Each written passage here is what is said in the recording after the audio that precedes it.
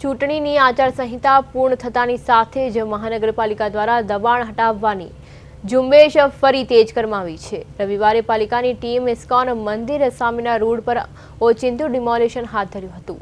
આ કામગીરીમાં light, fire estate અને સ્લમ વિભાગ સહિત સુરક્ષા વિભાગના 50થી વધુ કર્મચારીઓ જોડાયા હતા। તંત્ર દ્વારા 8 જેસીબી અને 6 ટ્રેક્ટરની મદદથી અંદાજે 1,20,000 ચોરસ ફૂટ જમીન પરથી ગેરકાયદેસર કોમર્શિયલ બાંધકામો દૂર કરવામાં આવ્યા છે।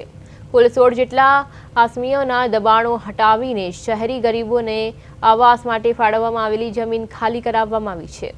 આ ઓપરેશન દરમિયાન કોઈ અનિચ્છનીય બનાવ ન બને તે માટે પીજીવીસીએલની ટીમ અને ચુસ્ત સુરક્ષા બંદોબસ્ત પણ હાજર રહ્યો હતો।